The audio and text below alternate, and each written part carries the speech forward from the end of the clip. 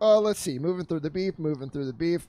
Hey, real quick. Yeah, does anyone else have beef? It's okay, too. They can chime in. I'm doing it live. Angry about people's opinions. Fixing this live. I fucked up. I think I hit the buttons too quick and it wasn't recording. Oh. So it's fine now. It's going. So we have beef. We have beef that we would have to kind of do over again, which sucks because it's not going to be as good, and that's a shame. That's okay. I guess I hit them in too quick succession, or the program freaked out. I don't know. So should we or should I just like keep going, or should we like do a soft reset here? We got to do some sort of reset to make sense. Or we just cold open. I actually think I am an advocate for cold open, Dave. We don't do the cold open, but everything good does cold opens. I think it's just you that doesn't like cold opens. No, that's not true. Attacking your opinion on all sides today. This is gonna happen a lot. It's gonna have a more natural feel, but I gotta play an intro at some point too. Wait, we did the cold open, and now you can do you can still have an intro. That's true. In a cold open. You just do a cold open. This is a big episode, folks. There's too many things happening. I screwed up. It's fine. I'm gonna fix it. Here's a 20-second intro, and then I'll tell you what happened. It's fine. Don't worry about it. I'm scrolling to the intro. Everything's happening live. Do it live. There it is. I found it.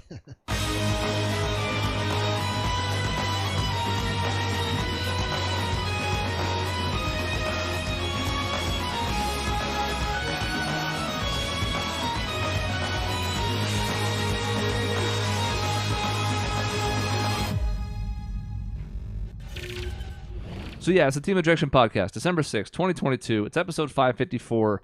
We know from the past we can't redo things. Now, we're going to obviously have to still address what we missed, because we're not just going to skip it entirely, but we can't. In the old days, we used to try and go like beat for beat, use the same jokes, say the same thing. We're not going to do that either. What's going on is the best games ever. It's our update to the thing that we did a decade ago. It's amazing it's been that long and that we're still going when you really sit down and think about it. But this week is our honorable mention. For the viewers, if you're watching on YouTube, which is the way you should be, you can see on the right-hand side the schedule of how this all breaks down. And then our first post in January is going to be the whole best of 22 thing we always do every year.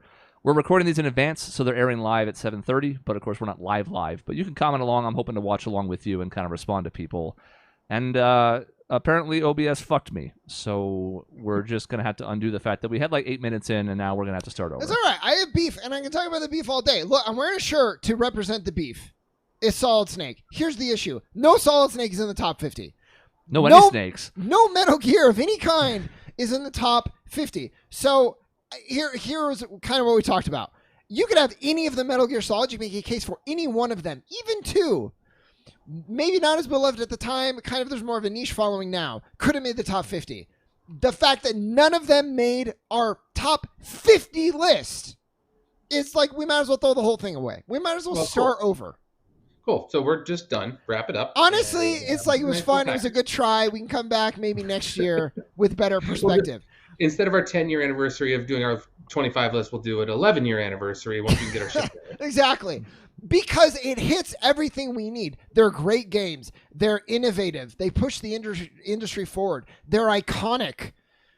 They mean so much. We couldn't find a way to throw a vote on there. Doug, I knew we said we weren't going to call people out. But Doug was like, I'm going to vote for the things I know are iconic. Where's Metal Gear Solid, Doug? Jesus Christ. I wonder if this is just, what does that say about us as gamers or you as gamers, and the fact that somehow none of us except for you have played this for the most part. I don't know what it's about the game. I've had that thought. But it is iconic. They sell like a million They times. do. But I would also say, how many of us have played a Call of Duty game? Touched it, like And barely. Right. Modern Warfare did get 2 votes. It was not nearly enough support to make the list. We'll talk about kind of what it took to get in there in a little bit here. But like, yeah, I mean, that's a huge franchise that sells like hotcakes. There's no sports games. Obviously, we know the reasons for that. You know, the annualized releases, and Call of Duty, of course, is that same boat. So it's a little different, but I get where you're coming from. There's no like Minecraft on our list. Yeah. You could argue that's a big misstep just because it's a mammoth game. There's no Fortnite on our list, which I don't think should be on there. But like, you want to talk about cultural phenomenons. But I think for us, it's kind of a blend of legacy and impact and how good the games are themselves, and also how much we enjoyed it, which is tough if we haven't played them. Yeah, just because Dave's view is so myopic that he can't play Metal Gear Solid That's me. in Yes. 20 years. Remember that Chris didn't play one either. I Nice have to. point there. Yeah, but I played Revengeance. because it was more action. I didn't know you ever played that one. I played Revengeance. I liked it quite a bit, but it's more actiony. I'm not really. It's like not a Metal Gear game, but it's good. It's I really enjoyed not. it. It's ludicrous.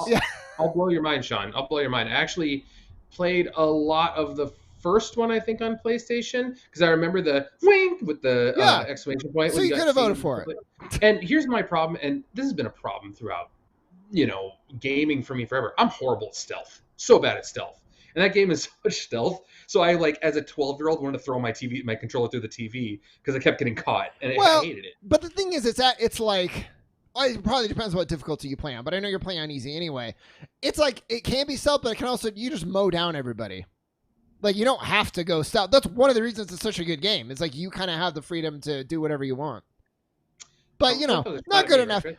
Just kind of revolutionize cinematics and gaming, maybe even to a detriment, too far, both in itself and also the impact. I don't need my games to be movies all the time, but it had that impact. It was huge. It mattered. We didn't vote for it. It's not in the top 50. List sucks. I mentioned in the first iteration, barely in the top 100 on Metacritic. Again, not the end all be all. Metacritic has flaws. We're going to have the scores for each game in the top 25 on there. I went and dug them up so we could look at them. Cool. So again, it has its own issues with its own implied biases and whatever. And real quick, before you jump to the other thing that we're going to have to redo, I should have mentioned, and didn't even the first time, how this even worked for people who were not familiar or didn't submit. So real quick, this was a panel of more than a dozen people, with a couple different weighted sliding scoring systems, but essentially it was top heavy. So the higher your votes were, the more points they were worth. And by the time you got to the bottom, it was worth, a handful of points, but not as much.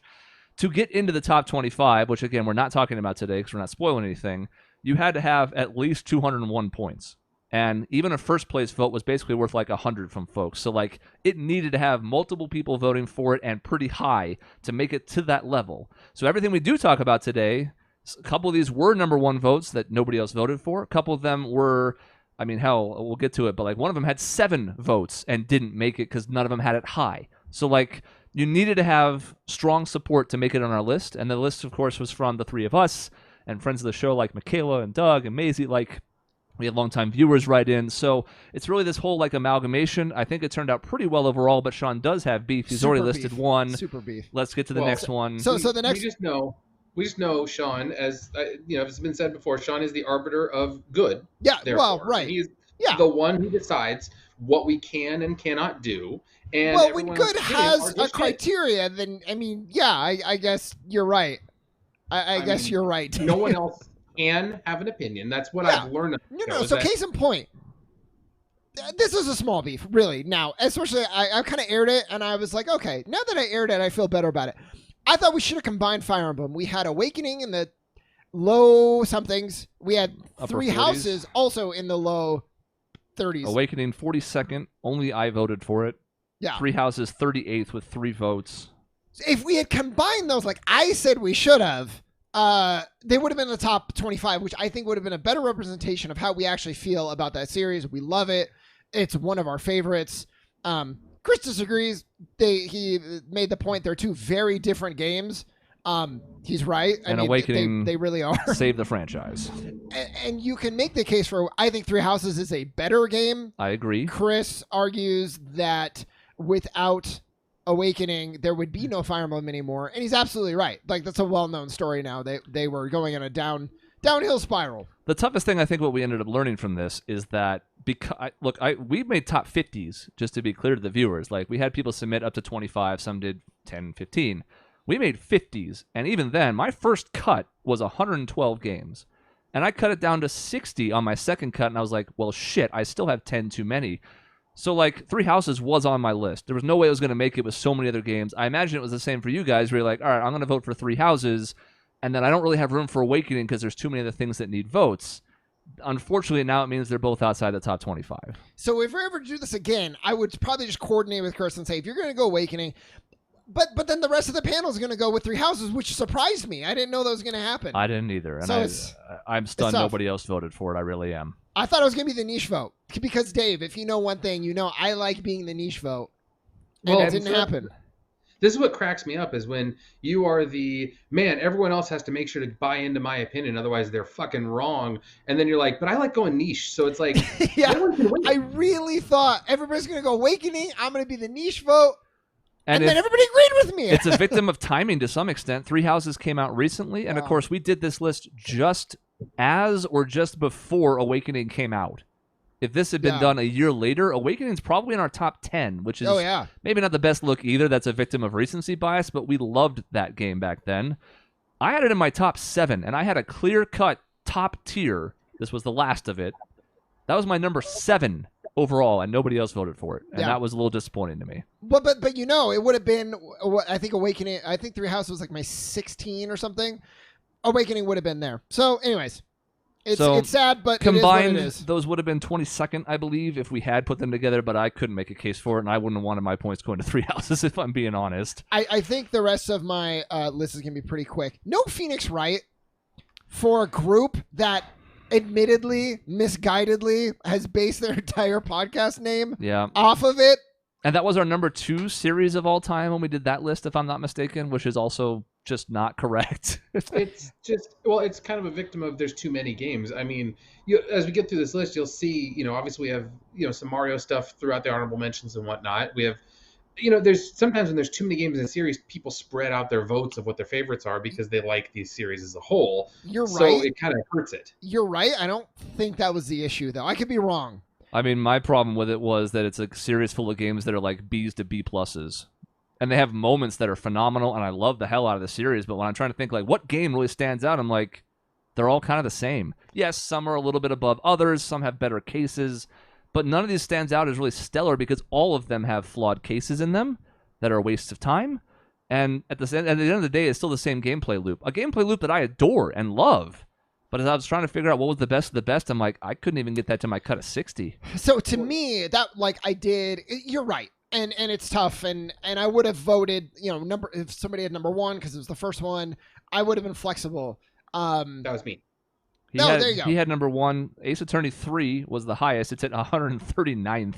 Yeah. Did have 2 votes, but they were both really low. And Ace Attorney, the first one's 147. I put it there. I voted on my list because I figured, hey, a lot of this started it in a lot of ways. And now there's times when games make it better and that's how you kind of go. But there hadn't been a game like this before really. So it was kind of unique. And so that kind of started. So that's why I put it on my list. You can make the argument that it sort of spearheaded visual novels in the United States. It's not really a visual novel, but it has a lot of the same trappings to it. So it was a way that made that a lot more accessible ahead of its time. So I don't even have a problem with the first one, even though it's not my favorite game, because it did set the trail. I can't even complain that much because I only had it 44th. Because you put it on the list and you're like, okay, is this? And then you start comparing. So I had it in the top 25 probably at one point. And I was like, okay, but is this really better than X game? No, it's not. Even though I think you can make it. Some people are like, it's a visual novel. It's not a game. I don't agree with that. It's just that's the type of gameplay. Just like Mario is different than Persona 5. And at least for me, this came down to best versus favorites. If this was a list where we were only picking games that I really, really liked, 3 would make my list. Maybe Great Ace Attorney Chronicles would make my list. But because, at least for me, I factor in the impact and stuff a lot in these, especially this list. Because, man, we did favorites a lot more with best series. Yes, there was obviously a bit of the caliber of the games too, but this one for me is about what stands the test of time. Yeah. None of the Phoenix Wright games stick out to me as being phenomenal. The whole series I recommend strongly, but there wasn't one game where I was like, that's the one. That wasn't a super beef because I had it low too. I'm just yeah, that's one where we look at the outcome. It's well, nobody voted for it, so it's down there, I guess. Exactly. All right, I have a beef. Okay. Oh, you have a beef. You have a beef. You brought beef. Bring beef. I brought beef. So, a couple things. One, Sonic the Hedgehog is a fantastic series. We didn't get it high on our list at all. I mean, the highest one we had was Sonic the Hedgehog 3 at 59, which, by the way, it is the best game. But that's my beef. Sean voted for Sonic the Hedgehog 2 over 3, when 3 is a much better game in every way, shape, and form. And I just need to know what you were thinking. Well, so here's what I'm going to answer you, and then it's also going to kind of not make sense because I flip-flop on this. I went with 2 because I think 3 improves on the things that 2 does, but 2 was the one that made Sonic.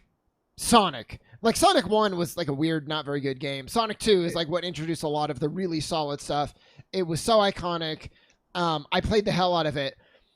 But then there are other times where I do vote for the one that's I know Mario Brothers introduced it, but Odyssey is the culmination of everything. So I don't know. It was just a feeling, and like to me, Sonic 2 is like the one that really stands out to me. Maybe this is just my own memories of growing up. My friend was the only one that had a Sega. I didn't have a Sega. So we played the hell out of it with 2 players. And that, like, the fact that a Tails could actually do something as opposed to just run around and die like in Sonic 2 made a huge difference in that game. And that itself. Yeah, it sucks that you can't get more than about 3 pixels off screen in Sonic 2 with Tails before you just immediately get railroaded back into the screen. Yeah, and I think part of the problem with Sonic 3 was like, Sonic and Knuckles was the one you play as Knuckles. I was like, yeah, I bet the game is really good, but when you climb over or fly over the whole thing, you don't really get to see the level design. Yeah, the biggest issue is, like, the original Sonic the Hedgehog, like you said, is only so-so. So if there was a game that was going to get the clout behind it for, like, being the pioneer of the series and setting the benchmarks, it would have been that one, but 2 and 3 are both much better. You can argue about which one's the better of the two. So, like, yeah, I mean, I'm with you, Dave. It kind of sucks that Sonic has gotten to the point where there's no representation. Frontier seems like it's fun, but buggy as hell and kind of a mess. There's been a few other Sonic games, like Frontiers that have stuck out to some extent, or not Frontiers, sorry, Colors, that have stuck out as being pretty good. But the franchise as a whole has just kind of fallen off the last 15 or 20 years, and this is just a continuation of that. I agree with you. There should be more Sonic representation, though. I'm glad 3 at least was 59th. I know that's not really that high, but at least it's in the games that are around it are also really solid. So at least it's in the conversation. Yeah, it's a tough one because younger people, especially. I mean, if you weren't born in the '80s, it's really hard to have fully appreciated a Sonic the Hedgehog game. I think if you're born in the '90s. Yeah. Had I known that you went 3. I honestly probably would have just thrown 3 to get a little more support. Which would have pushed Metal Gear Solid 5 down another spot. Exactly. You're just taking my beef and being like, you know what, Sean? Let's eat this beef together. Yeah. We can make it happy. I get that beef. The combination would have moved it to 55th. So it would have moved up 4 spots. So at this point, Sonic was kind of doomed. So I guess this is a medium beef. Barely any Kingdom Hearts support. And again, like for our panel, I think 48th for our only 46th maybe for our only Kingdom Hearts game. Kingdom Hearts 2 is 46th. It did have 4 votes. That's a bad look for our group. Nobody had it especially high. I bet you most groups wouldn't even have Kingdom Hearts in the top 50, but like for our group, it feels like an oversight. Isn't that Kingdom Hearts' fault though? I mean, if we would have done this list, and when we did do this list before, I believe it was much higher because of what it had done. Kingdom Hearts 2 was 11th in That's 2012. That's too high. And the original Kingdom Hearts was 27th. It just missed the cut. Yeah. Okay. So, but the problem is that in 2012, when we did this list originally, we looked at it and said, okay, Kingdom Hearts 2 came out about 4 years ago. We should be here with Kingdom Hearts 3 anytime shortly. Maybe I'm going to have to get a PS3 to make sure, PS4 to make sure I can play it.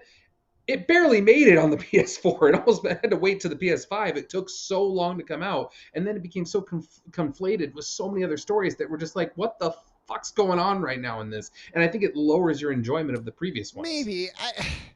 You might be right, even though you shouldn't be right.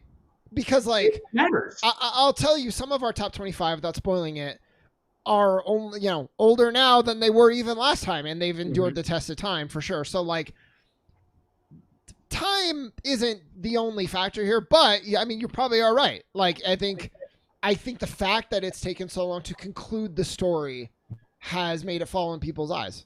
It also hurts when there's a better game. Now, I'm not saying 3 or any of the other things that happen in between 2 and 3 are better necessarily, but the combat feels really good in 3. It's an evolution of what 2 did to really advance it beyond the kind of basic combat of 1. Yeah. So there are certain aspects now that have been done better than these games did them back then. This also happened hugely with Persona 4, because spoiler alert, and this will not shock anybody, Persona 5's in the top 25 somewhere.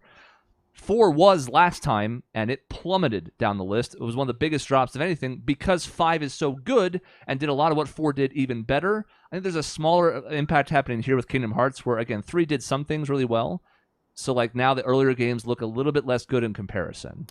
I think that's a great point because, yeah, you look at some of the things.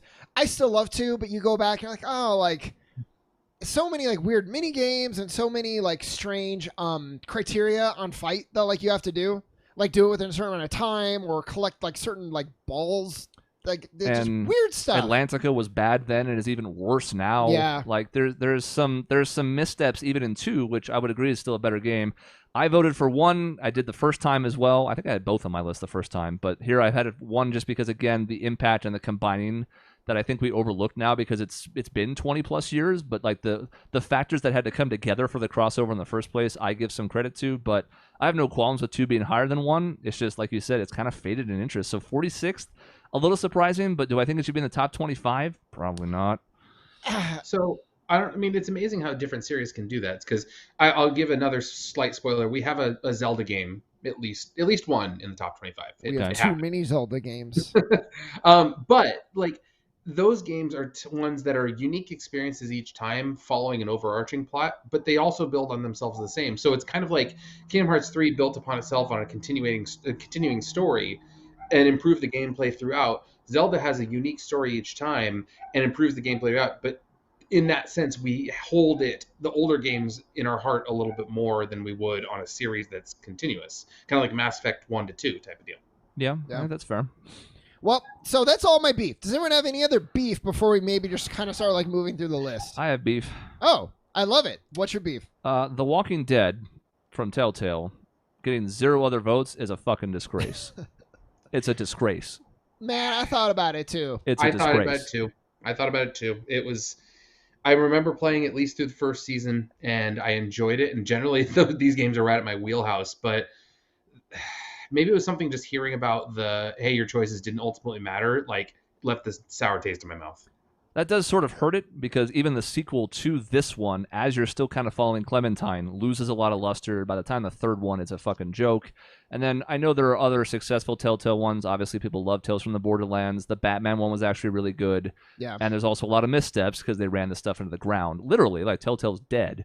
But I can count on 2 hands the number of games that have made me feel something inside playing them, and this was easily one of those. Oh, yeah. Now, I'm not saying this should be in the top 25. I probably have it a little bit too high. I'm glad it was this high in retrospect because it was the only one that got any votes now, but I was almost as surprised by that as I was by Awakening. Now, not as much just because we all loved Awakening back in the day, but I at least understood that because of what we talked about with the 3 houses split. This, I was like, no other votes. No one found a room for it anywhere, really.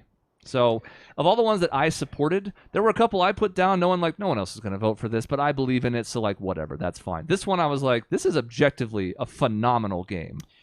I think we talked about timing, and I think the timing right now is, and I think a lot of people feel this way currently, so burned out on this type of game. Yep. And I don't know what happened. I was like, for it. I was lining up. I played the Game of Thrones. I played Wolf Among Us, which I'm actually, if that sequel ever does come out, I would actually play that one. I'm very excited. I played all these, and at some point I just like, I don't care anymore. I don't like this gameplay anymore. And it's weird because I find like the Quarry is a game, Dave, that I think you would like. It's like the games that you like, Detroit and all that.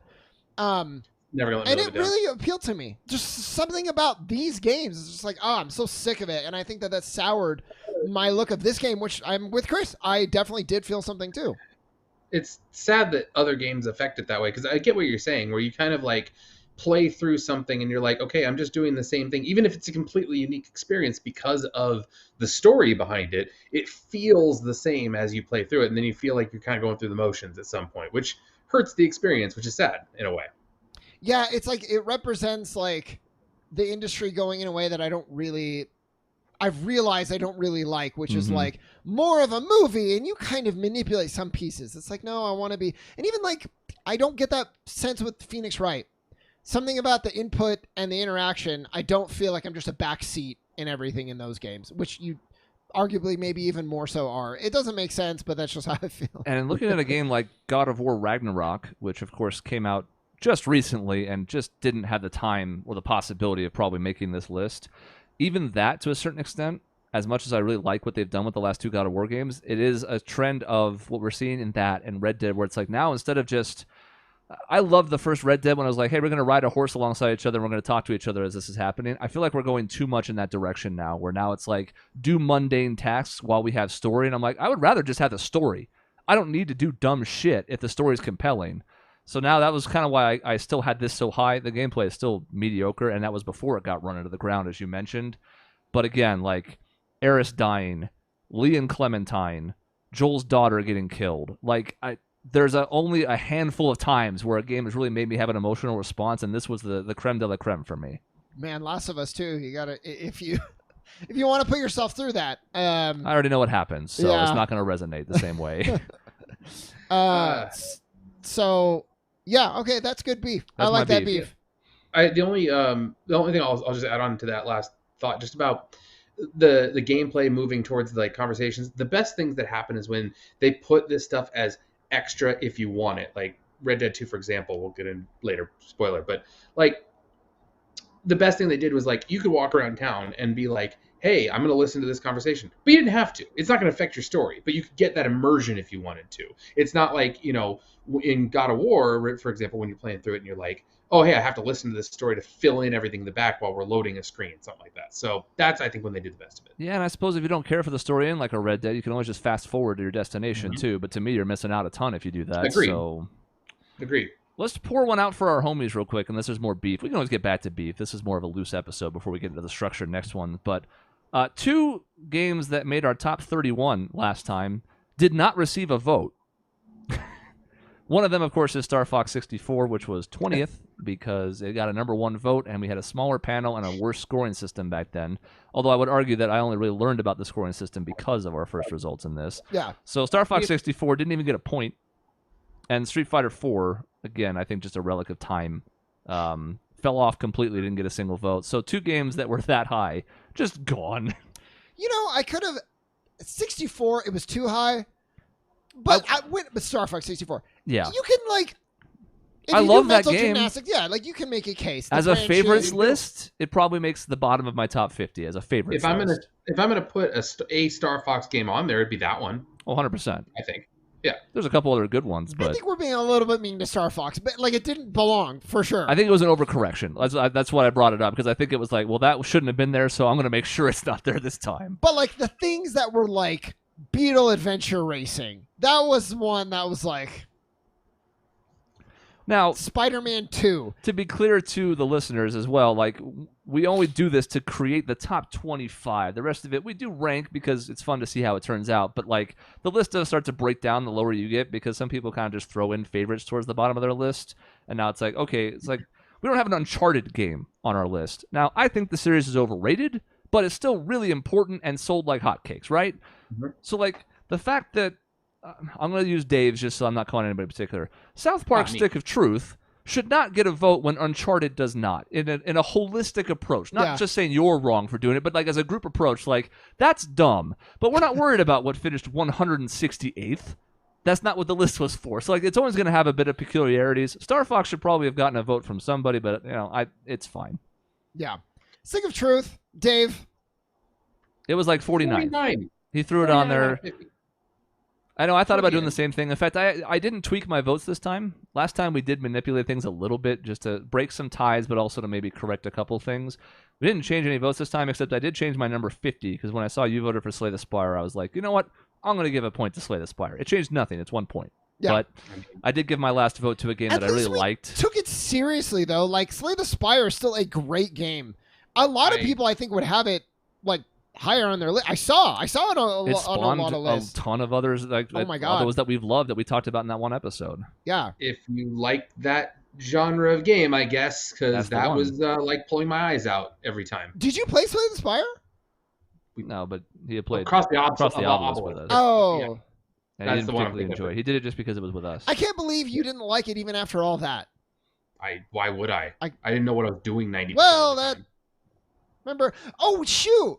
It's not on this recording. Everybody had a hilarious bit where I was telling Dave it says more about him than it does about anybody else. It was so funny. We're all laughing. No, we weren't. Doubled over, tears coming out of our eyes. Yeah. So it was lost, but now I brought it back. It says more about Dave. I actually had a great retort back to Sean. It was not that good, but we laughed again because it was so bad. That's right. So we'll get into the top 50 here. I want to call out the other ones that we had. So I went through the old top 50 to see how things were affected this time. So real quickly, we can run through them. Golden Sun was number 32 last time. It's 153rd. That's sad. I just couldn't find room. I love Golden Sun. Yeah, again, favorites. I liked it too. Not quite as much as you and Michaela, but I could have maybe seen myself, but there was no way it could make the cut.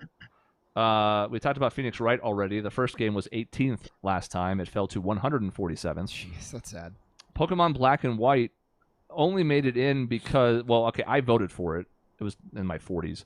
Got a second vote because Michaela, I let her include more than 25 because I let Doug do it because he screwed up. So, Because Doug fucked up. It got kind of like 3 extra points that way. It was 37th last time. It fell to 119th.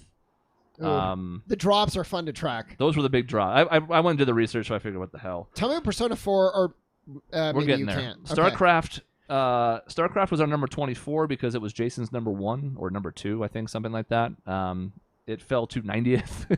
Did have 2 votes. That's probably too much of a drop. Like it was too high and now it's too low. But... Yeah, overcorrected. Metal Gear Solid 2, already talked about, was 43rd, dropped to 87th. Persona 4 Golden was 12th, dropped to 81.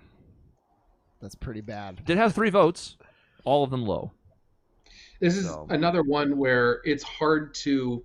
Sometimes you get into a situation where you see a game where you're like, man, I really like that. But then there's another game in that same genre, that same series, that same everything, that blows it away in every facet. Yeah. And you're like, well, how can I vote for that when there's someone that is just objectively better? And you avoid that in Metal Gear Solid, which we brought up. You avoid that in Zelda. Like, so many Zeldas, they feel different, even though really they're like the same thing.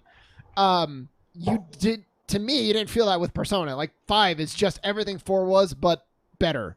You would only vote for 4 if you happen, I think, to like the procedurally generated dungeons or just like the story. If the murder mystery resonated more with you, that's the only way you vote for 4 now. And it was in my upper 40s. I still had it on my list. It obviously plummeted because I think I had it like 7th the first time or something. So I still voted for it, but much, much lower because, yeah, it's night and day. Yeah. Tales of Symphonia was 26th. That's too high. It fell to 77th. It had 2 votes. I was the only one to really put it even decently high. Again, it was like lower 30s for me. But I'm surprised it's that low with this panel, though. Yeah, to be honest. Nick was the only one who voted for it. Oh.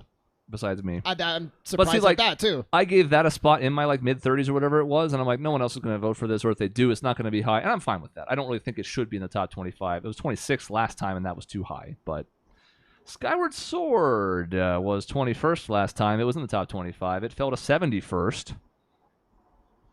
I don't regret that in the slightest. Yeah, it's fine. It's a good game. I have a hard time with it. I liked Skyward Sword a lot. I don't know why. I don't know why it gets as much hate as it did. Maybe it's because I actually really enjoyed the slashing, all of that a lot. I really did. But I don't know. I kind of like the fact of how early it is in the timeline and how it kind of fits in. I think that's kind of cool in that sense. But I mean, it's not the best Zelda game by far. I liked it too. I like so much about Skyward Sword. Some of the best dungeon design in the whole series. Yep. Mm-hmm. One of the most emotional finales. One of the most emotional stories, really, in the whole series. Mm-hmm. So much to like about it. Yeah, the sword, fun at the time. I would have rather just had a really well done joystick. Again, that says more about the time too, though. Like, I'm over so much of like the motion control stuff. Just let me sit on the couch. Yeah. Just let me relax and sit on the couch and play the game. Let me enjoy my hobby. And Fee has not aged well. A lot of people were annoyed by her at the time. I wasn't as much then, and now when I look back at it, I'm like, oh god, like, is she worse than Navi? No, but nothing is. Yeah. So, original Legend of Zelda was 41st last time, primarily because of Dave. It's 70th this time, primarily because of Dave. And Dave, that's our big difference, and I'm okay with that difference. Like putting in Mario Brothers and Zelda as like look where it's because of the foundation of these games. I appreciate that. Whereas I sometimes take the approach of like, look where we are now. Well, this is where the subjectivity comes into it, because when I look at it, like we said before, have other games done it better? Is Mario Brothers influential beyond every other video game ever? Probably. But like, is Mario Odyssey a better experience in every way, shape, and form? Yeah. But is it fun still? I can still take the old Legend of Zelda and have fun with it. I can still take the original Mario Brothers and have fun with it. Some games aren't like that. There are some old games that I'm just like, wow, how did I ever play this and enjoy this? But those still stand out. Yeah, I agree. And I have no beef with that one. Like, you taking that approach, I actually think it brings a nice quality to it. I don't do it nearly as much. I think Chris does a decent job of it, of kind of doing the splitting the difference. Yeah, I spent a lot of time on it. The Wii Virtual Shop, the Nintendo Switch Online, and all those help, because there's times where I'm either on a road trip or on a plane, or just like I've got 20 minutes to play and I can bust out the Switch and be like, you know what, I'm gonna play this Zelda. I'm going to freeze it right where I was. I'm going to play through 20 minutes of a dungeon, whatever, of the original Zelda, and I'm going to put it down and not worry about how far I get, because I've played it before. Yeah. So it's kind of fun to just be able to do that. It is. Mario Kart Double Dash was 35th. It fell to 61st. It's right behind Mario Kart 8. Each had 3 votes. Mario Kart 8 finished slightly higher. Double Dash is my favorite game in the series, but to me now 8 has become the definitive Mario Kart, because it's going to end up with more than half the tracks of the entire series in it. So I'm split on that one, because I think we should have pulled, again, maybe even in the future we'll do something like that, but they're so different. My issue with 8 is like there's something about the way that they did the physics or with the driving and like the auto like stay on the lane that I don't like. And if you turn it off, it feels like you can't stay in the lane anymore. Even on the old ones, there was something about the perfection of the balancing that I just thought like 64 Double Dash, they had so good. I'm going to use the line you said before, but that sounds like a you problem, because I haven't really had that issue in Mario Kart 8.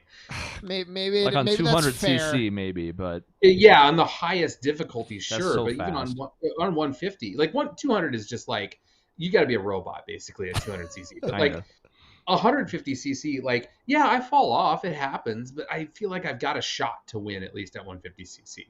And having the turn on stay in your lane thing is fun for someone like me who has kids, because I can play with them. And yeah, I'm going to destroy them, but still they aren't falling off every 2 seconds and hating life. So it's kind of had that fun balance. Yeah. GTA San Andreas was 34th last time. It dropped to 56th. It was one of my last cuts. I tried to make room for it, but I couldn't do it. I still love that game so much. Just so much of it. But again, Grand Theft Auto 5 did all of that in so much better ways. Yeah, there is that problem as well. I don't think San Andreas held up especially well. I do miss some of the leveling your CJ certain ways and making him fat or thin or whatever. Dave, you would have been proud of me. I put in GTA 5. I don't remember where it ended up. We'll get there eventually, I'm sure, only because I know how influential it is. I don't really super care for those games, but I'm like, you can't have a top 25 list with any merit without putting GTA 5. I was hoping you would take the same approach with Metal Gear Solid. Alas. Well, you've actually played through them. I haven't. That's a huge difference in there. Sounds like GTA versus Metal Gear Solid. Like you, bro. We'll get into GTA. I mean, San Andreas. We will. One thing that in San Andreas, man, one thing I love so much about that game, as stupid as it was the territories thing. Once you got to a certain area, you'd have like the gangs would start taking over different areas, and you'd have to go protect that area. And for something just to be like, as bad as this was in Fallout 4, where you're like, oh no, my village is being raided, I have to go to the other side of the map. In GTA San Andreas, it was just like, I'm going to go take them down, those stupid ballers. And then, I don't know, it's fun for some reason. Yeah. There's something about it. It's like the comicness of the violence makes it more fun. Yeah. And then 2 games from our top 25 last time fell out and then missed the top 50. That's Super Smash Bros. Melee and Fallout 3. 16th for Melee, 23rd for Fallout 3. They're now 51st and 52nd. 4 votes and 3 votes apiece, just not quite high enough to accumulate enough points to really threaten anything. I'm surprised. I'm surprised on Fallout 3. Melee, I mean, I get it. I still like Melee more than Ultimate, but like it's the same Mario Kart 8 thing where it's like now you have all the characters and all the arenas and everything. Fallout 3 though is like it's a really good, influential game. It's better than 4 still. Like a sequel was released and it was still better than it.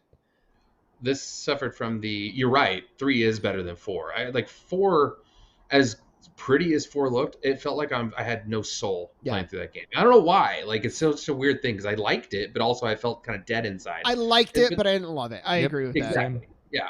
I enjoyed my time with it. I'll never play it again. No. Yeah, exactly. Yeah, I totally agree. The other problem with 3 is New Vegas. The elephant in the room. That's in the top 50, which we'll mention here in a second when we start rattling these off. But that I think was also a problem. Just a split.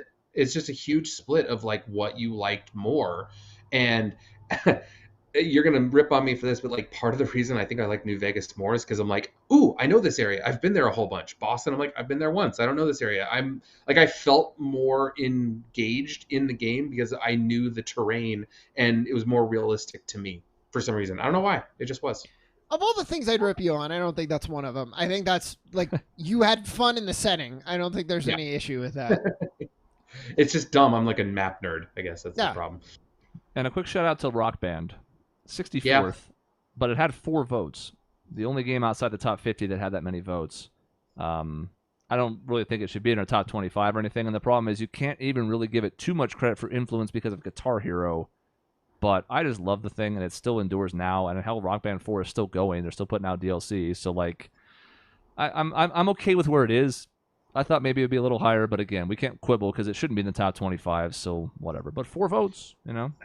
Just that's one of those games that it doesn't get old after a long period of time. Like if you sit there and play for 5 hours, you're gonna be like, okay, I'm kind of done with this. But you can, and then a month later, you can be like, yeah, let's play some Rock Band. This is fun. Like you play the same songs, and if you give enough space in between, it's just like, oh yeah, hey old friend, how's it going? Like you just fun. It's just fun. Yeah, and it's fun to do it with friends. Exactly.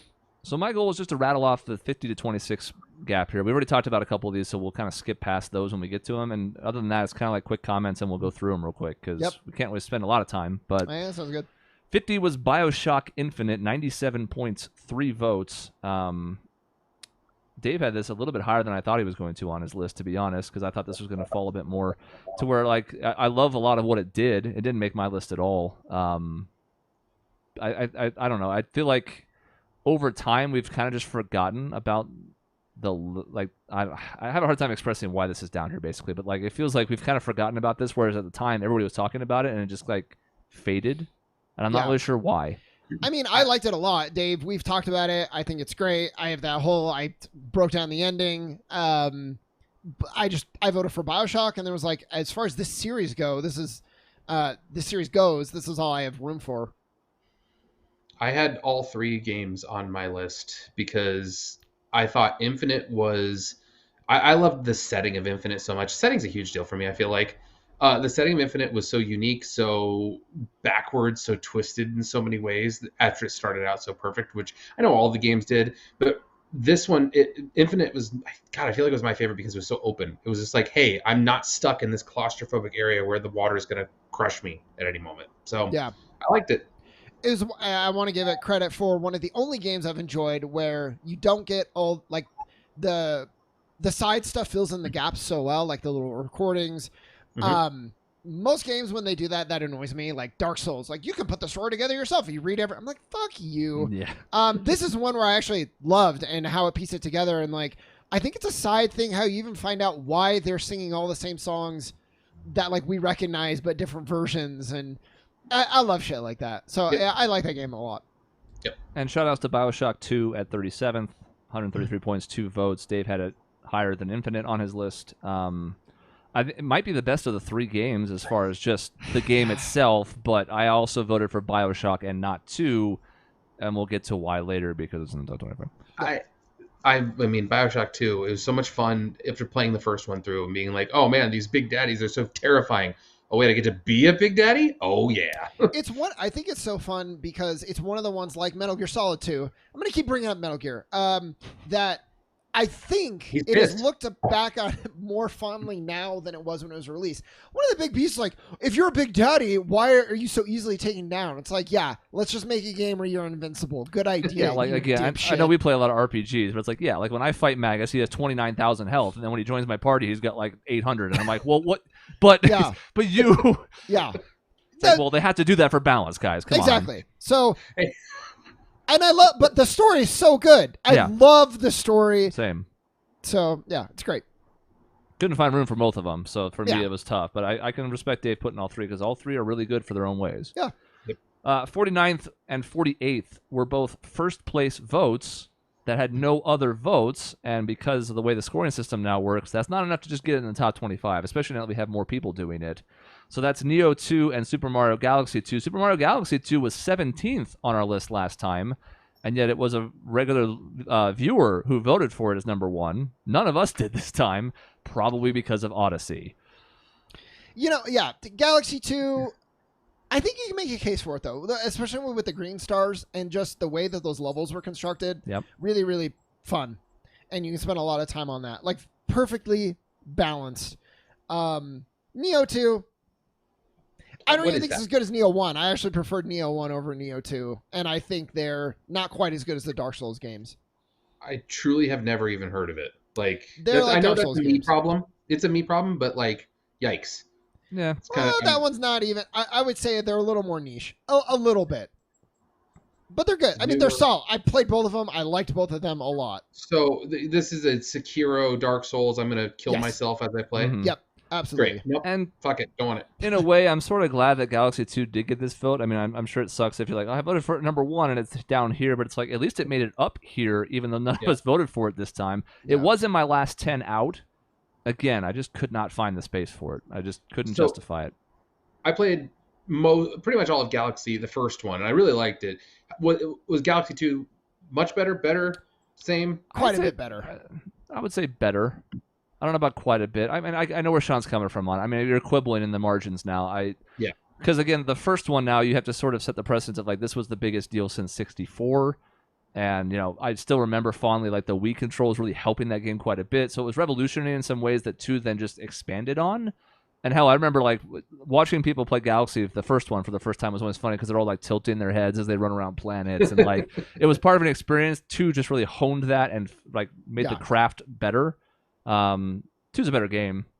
I would again like 2 was close to making my list. 1 was not, even though I think it paved more trails, but 2 is just really, really good. I had a lot of fun with my kids on the original Galaxy, just for them could do the star thing and they just point at the screen. Final Fantasy Tactics was 47th, 101 points, 3 votes. It finished 36th last time, so it dropped a few spots. But I imagine it had pretty similar support to what it did the first time. Just everybody kind of moved a little bit lower because other games had come out that pushed things down the list. I will talk about that when we get to the top 25. There's a couple of mine in particular that dropped and then also kind of fell down the group list because of it. So, like, I guess it was inevitable because there's been 10 more years worth of games and there's been some really good ones in that span. My only clarification is the War of the Lions version specifically. The original, good, but like real janky. Some big time imbalancing. War of the Lions just took it, improved it. They put in beautiful cutscenes. So that's like the definitive version. We talked about Kingdom Hearts 2, 46th. 45th was Fallout New Vegas. 44th, Genshin Impact. Did get 3 votes, 108 points. Obviously was not on the list. It had not been released yet. I ended up putting it in my teens because of just how giant the world is now, how ridiculously good the soundtrack is, and how much the combat is better than Breath of the Wild. So the exploration part is great. It can't be any higher, and I don't mind it being in our top 25 because of the gacha element. I understand why that turns people away. I totally get it. It's definitely predatory. But the things it does well, it does exceptionally well. So I don't mind it being here. It's fine. But I thought maybe it had a chance. I thought some other folks on this panel might have it higher than they did. I was kind of surprised they didn't. I'm okay with it, but that's how it went. I've given it a shot. It seems like I could have fun with it. There's just something to this. I need gems type of, I don't know, like, or whatever they are. I can't remember because it's been a little while since I played it, but Prima gems. it turns me off a little bit on it. I just enjoy that experience of I'm going to buy a game and I'm going to play this game. And there's an end. I don't know. 43rd was Left 4 Dead. 29th last time. I voted for it. I did too. Somewhere. I think my 30s maybe. It's great. I moved it up my list compared to last time. I felt bad having it where I did last time. Like, maybe this is too high. And now I'm like, I love it. I love it. I don't love 2. I don't love Back 4 Blood. I like them, but I love Left 4 Dead. So it's fine being here, though. This is one that it's kind of a bit of a circumstance of who you had with you, because you can't play this by yourself. Yes. And not having the couch co-op, man, I would probably love this game if I had the same experience. Why don't we play that like for a? I don't know how feasible it is, but like we should do a recording of Left 4 Dead. We could try if it's available on PlayStation, but I remember I did play with it. I played you guys a couple times, and it was very fun.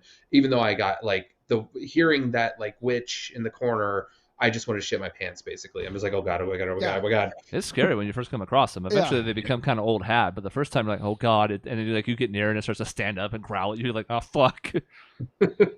Awakening was 42nd.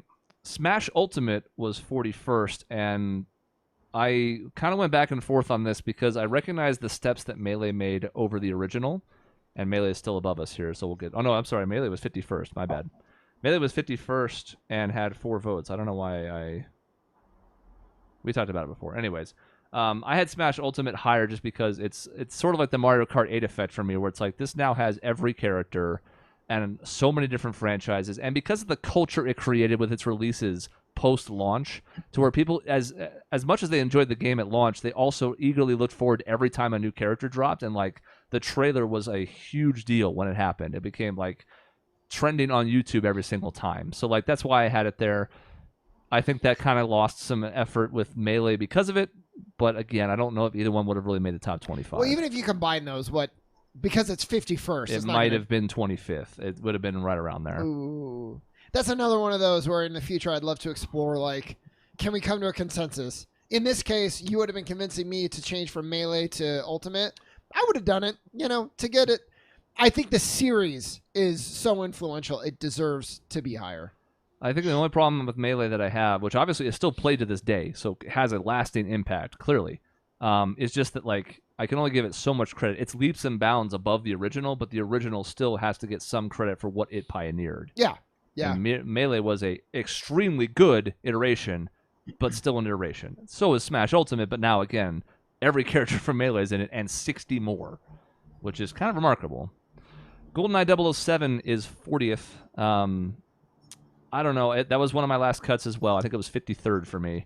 So it didn't make my list. I'd kind of hoped this would be a hair higher just because of its impact, but we're getting into tough territory here where there's a lot of good games coming up here. This is one that I actually heavily considered. Some of them, I'm like, whatever. I don't know that. Genshin. Never played it. Don't care.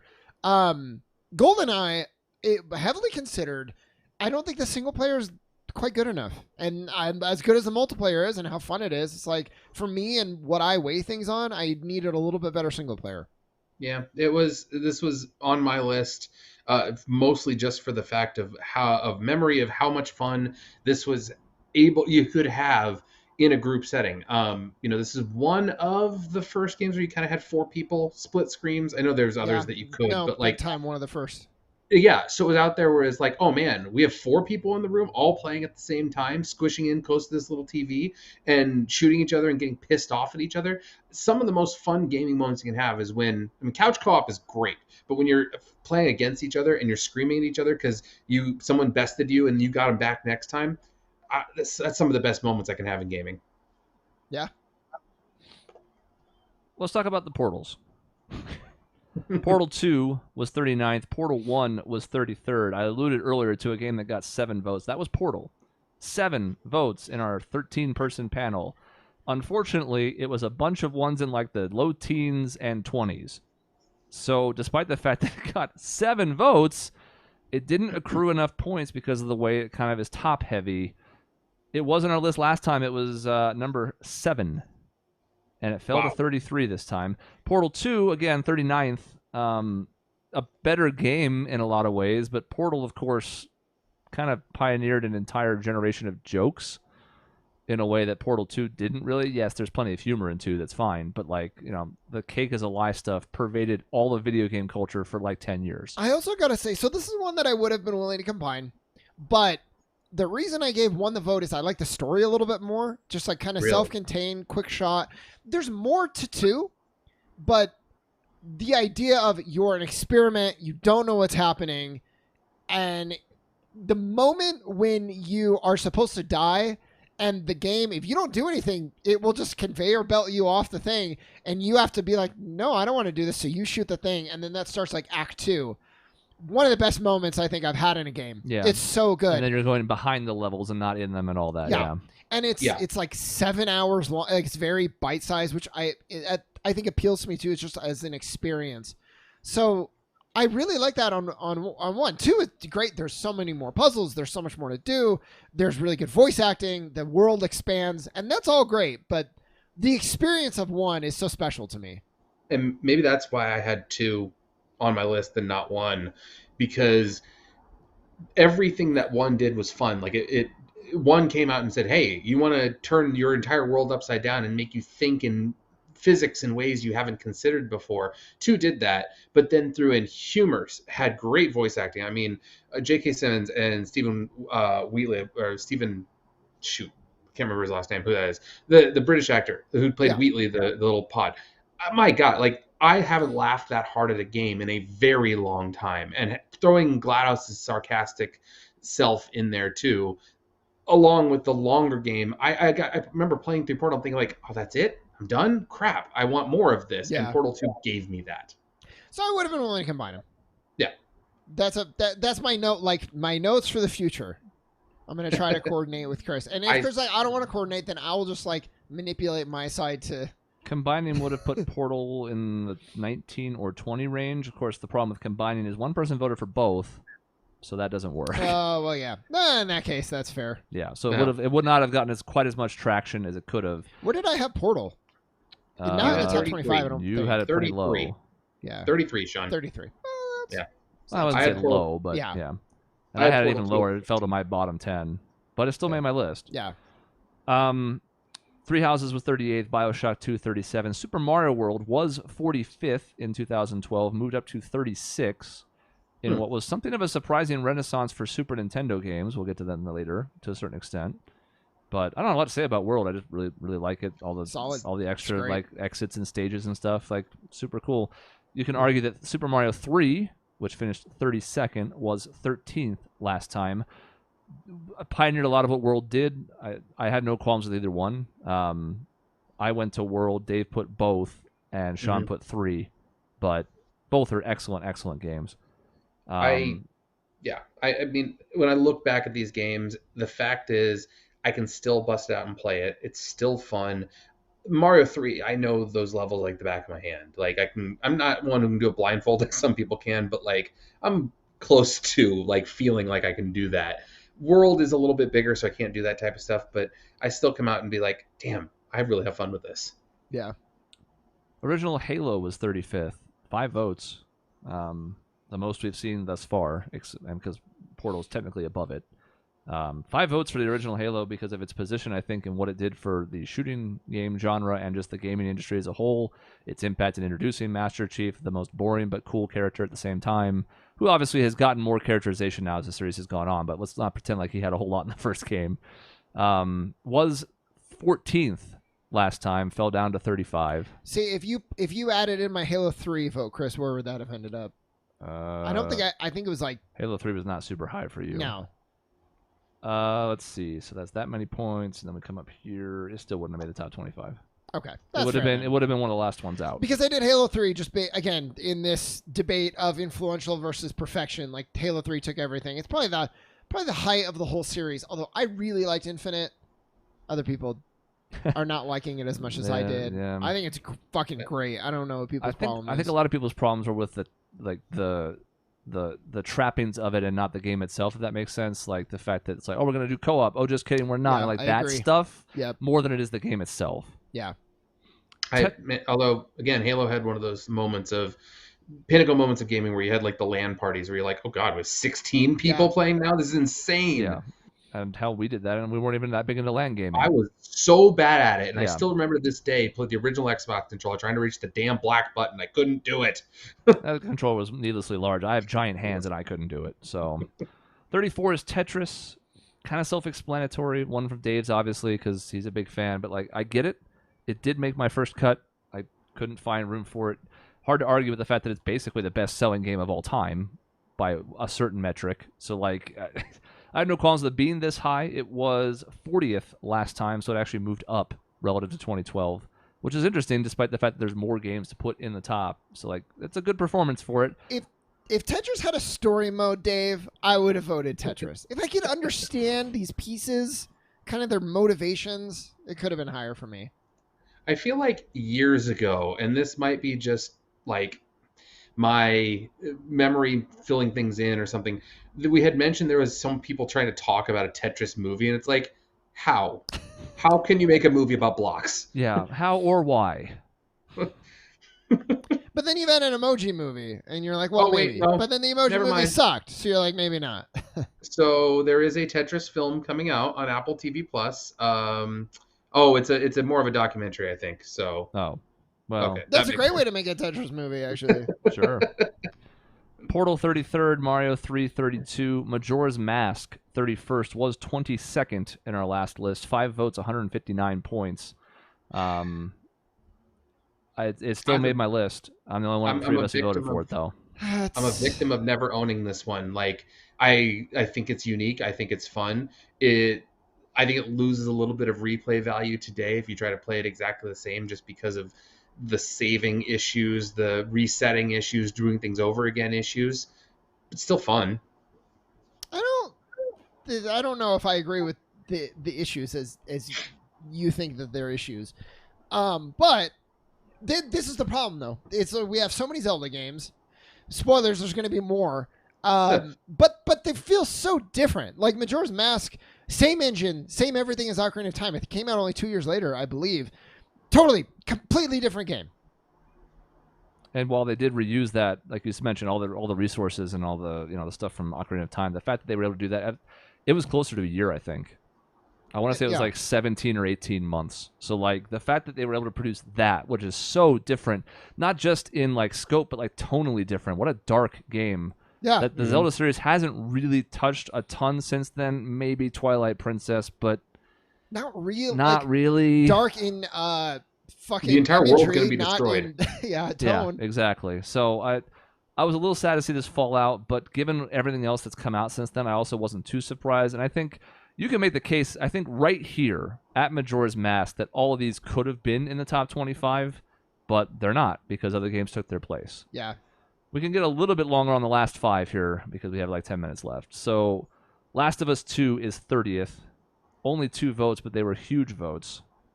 I think a little too... I think the fact... I don't believe this is the highest Last of Us gets, right? It is, yes, because the first one's not up this high. I think for me personally, it's a bad look to not have a Last of Us in the top 25. I know it's close. It almost did it. But you didn't play it, Chris. You didn't play it, Dave. I played and it's hard it's almost hard to recommend in some ways. I watched somebody play it. I'm not going to play it myself. Yeah. So I played through the beginning of the first one. I still want to. This was another one where sometimes my patience gets thin because you do have to do so much stealth, so much like types of things where you can't just shoot things. And I get that. I get the point. I get it. Like I get that. That's part of the game, but it's. I'm gonna let you borrow the new one. You don't have a. Do you have a PS5? I'm totally blank. Mm-hmm. You do now. I'm gonna let you borrow the new one. It's the remake. And just put it on easy. Like, I hope you don't do this, but you can literally just walk around, smash people in the face.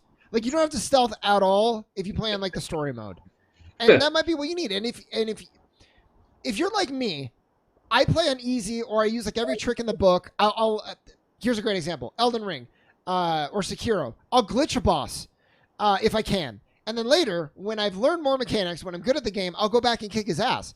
But sometimes, like, just being able to get through the early stuff where it's a little bit easier makes a big difference. So playing on easy, kill everybody. If you start to be like, this is too easy, it's not fun, then you can up the difficulty. Yeah. But you owe it to yourself to play. Like, these are very iconic games. No, and I did enjoy the story and some of the beginning of the first Last of Us is iconic in a lot of ways. So I even disagree with Chris to an extent. I agree he knows what happens already, so it's not going to hit the same way. I think it still hits, and that's why it's so magical of a game, is because it takes advantage of knowing that you are controlling things, and it plays on that, is all I'll say. I just wonder, because I don't want to spoil anything, I just wonder how much the divisiveness of this game would have been quelled by not structuring things the way they did to where one of those twists is so early. If that's a way that I can talk about it without spoiling. If you know, I mean, I know you know what I'm talking about. It's interesting because to me, that's what I'm talking about when I say like they knew what they were doing as far as they crafted this. Everything was deliberate. And for some people, I think that was a big time bonus. Yes, I just wonder for others if the restructuring of that doesn't make it so it's not such a bitter pill to swallow. Oh yeah, because that happens, and then it's like, and we're gonna enter a new act that is not what you want at all. Yeah. And I didn't want it either until I was like, oh, I didn't know that I wanted it, but I did. And I think if you're along for the experience, that's great. I don't want to be too mean, but I think gamers being entitled and not getting what they want was part of this Mhm. and not just willing much to go so. along for the journey. And that's not my qualms with it. My qualms is I just don't find myself. Like, it's too miserable. It's harrowing. Yeah. I told you I had to look up the ending because I was like, I don't know if I can do this if Right. it goes in a certain direction. Video games for me are escapism, so this is not escaping for me. Yeah, Certainly the idea not. of that is just Yeah. doesn't feel good. They're See, awesome Dave- games. I'm glad they're here. They could have made the top 25. I agree, they're that caliber, but I think this is a reasonable spot for them given our crew. But you got to play this, Dave. Maybe when in the next top 25 list, you'll have played these, and we'll see if we can find a spot for them. Tough go for Metroid Prime. 29th, 4 votes, 170 points, was 44th last time, which I'm kind of surprised by looking back. It moved up. Still didn't quite crack it, and I think of the 5 that are here that didn't make it, this is the one I think should have made it in. I did my part. So did I. We both did. You voted the exact same, actually, which is amazing. And there were ways you could cheat the system. If you wanted to put the Prime trilogy as one game, maybe that boosts it a bit, even though the first one's obviously the one that really stands out. Same with like the orange box, if you want to be like, Portal and Half-Life 2 and Team Fortress 2, which is still being played to this day. But we're looking at individual games. Prime, obviously, jokingly, the Citizen Kane of gaming from IGN. It's only gotten better over time. 4, of course, is a nightmare, but we'll figure that out someday. But still, I think this one should have made it. It didn't. It's 29th. It's okay. You can't even argue like that it's dated because they've updated the controls now. So it's like there's no reason it shouldn't have been high. But it's Dave's fault that he's one that this time is. Yeah, there is a 0 in his column on this one. It's even a Nintendo game. Like he plays Nintendo games almost exclusively, and he couldn't play. That is this not game. true. I can't believe it. Yeah. Nintendo Weeb himself doesn't. Weeaboo, Wea Dave. I like it. I like the Wii. As I bought it day one. Wii. That's right. Good pun. Yeah. 28th was Stardew Valley. I'm sure some would say this is maybe a hair too high. 5 votes, though, 171 points. Eked out Metroid Prime by a point. Given the panel, I'm not shocked by this because there are a lot of people that have played this exact type of game. But for me, this hits a really good balance between the games that are too lighthearted, like an Animal Crossing, where there's really no purpose, and it still has some combat and some activity and some story. I know people really like the dating aspect. So it was on my list, not super high. It's fine here. It probably shouldn't be this high. To me, this is like the representative vote of like Animal Crossing, Harvest Moon. Yeah. Kind of those type of and games. a million other indie games that Stardew Valley spawned afterwards because of its success. So, again, could this be down 5 or 6 spots if I were really arranging this myself as far as this went? Yeah, but it didn't make the top 25, so it doesn't really matter. Final Fantasy IX, 27th, 3 votes, 180 points, was 19th last time, so it fell a few spots, and that means it didn't make the cut. To me, this is a victim of me going through, taking a different approach this time a little bit, of emphasizing a little bit less of my personal favorites and a little bit more caliber of game. Could be. Happened a couple of mine as well, which we'll get to. Yeah.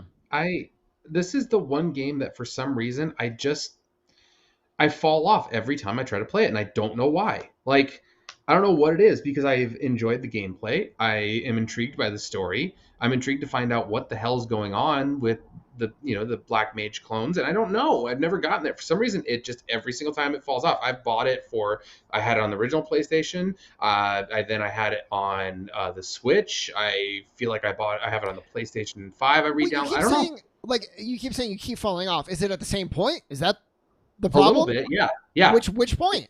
Right when I play the Gizmo Luke Dragon. Oh, I think is what it's called. I don't know what that is. I was trying to say, like, maybe it is a game that's kind of notorious for it splits your party a lot. You don't have full reign of your party for most of it. Almost all, yeah. I don't mind that. I like all the characters. I can appreciate why someone would not like that. That's the main turn off for me. Can you just let me play with my party, as much please? as I love what 9 did, and it's so different from a lot of the ones that surrounded it. So I totally get why it's become this absolute cult classic.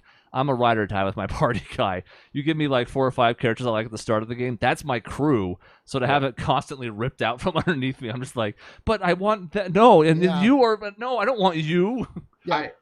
I just remember playing through this, and maybe I just needed to grind more or something. But I would get to this point like where all of a sudden the enemies are so hard and I just could not beat them. And I'm just like, oh, great. And even now I'll play on the Switch, and I think I'll get through it where I can put on like the God mode or whatever and be like, all right, fine, I'm doing this. Yeah. So that's it'll what happen it takes one for day. you to play it. I'm fine with that. It'll happen one day. Because then you'll still experience it. As long as you don't then be like, oh, it was too easy or something stupid. That was too easy. It turned on God mode. It was too easy. Yeah. What's wrong with this game? It took me like 10 hours to beat. It was no challenge. I don't know what the big deal is. Yeah. And finally, Red Dead Redemption 2. I've got beef. I'm so mad. This about this. actually is 26th. kind of a beef. The last game out, it was not that close to making it. I mean, in a relative sense, there is a gap between 25 and 26 as far as points go. 3 votes, 185 points. One of the highest rated games on Metacritic. It's a 97. There's a lot of 97s. It's like, Chris, you mentioned games that make you feel things. I feel like this one did. I don't know why it didn't. This was set up to do so at the end, and I totally see why some people did. I was surprised at how little emotional response I had towards the end of this game. I don't know. Like your horse. You hate horses. I hate animals. I got accused of that once in a voicemail. So it wasn't the horse. It was the journey that grew. My emotional response to this game grew over time, because when Arthur gets the diagnosis and you're like, oh man, that sucks. And then you see how it changes. You see how he changed and how over this, and it's organic. It feels so real. The writing on this game is phenomenal in that sense. Yeah, does what's his fucking name? John Marston, great protagonist. Does he change a lot?